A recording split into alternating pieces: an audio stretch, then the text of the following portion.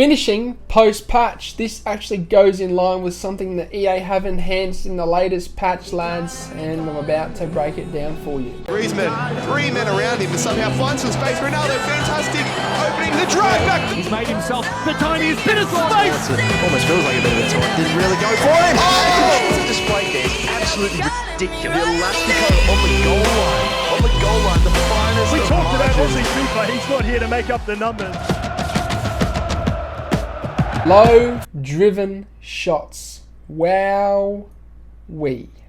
They're back, lads. They're back. I feel like I'm back in FIFA 17 when they first brought these out. You guys remember that Player of the Month Hazard that came out early on in that year on Ultimate Team? I remember he was one of the best at those low-driven shots. But what I will say is they're back, baby, in FIFA 22. And that's because they've increased the accuracy as well as the trajectory of the low-driven shot. They've increased the chances of it going in compared to other shot types, which means we should use this more often when we are one-on-one with the keeper or in general having a shot in FIFA 22. To perform a low-driven shot, it's just holding L1 and R1. Okay, it's quite simple and most of you guys would know how to perform it.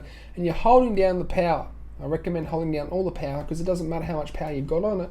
As long as it's low driven, it'll be as hard and low as it can be with whatever power you have. So hold it down to get the maximum amount of power, and that's the beauty about this. You can use all the power the player has to slot the ball into the bottom of the corner of the net, and that's the beauty about low driven shots. And because they've been enhanced in terms of their accuracy, trajectory and likelihood of going in, then they're definitely a finishing / shooting technique that you guys should be using end game in FIFA 22. And you can also use a different technique, and that's the Finesse low driven. I've done a tutorial on it before. You hold in the R1 button and subsequently quickly press down the L1 button. It'll be a Finesse curved low driven, lads, and we can use these even again post patch, and they will be more enhanced because again they've enhanced the trajectory and the likelihood of it going in. So be sure to use these finishing techniques post patch.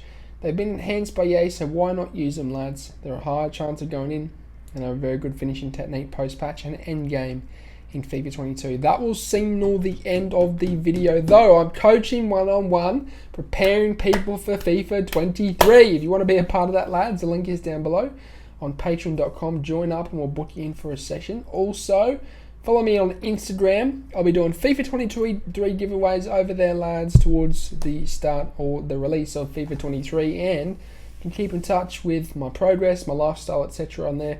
So go.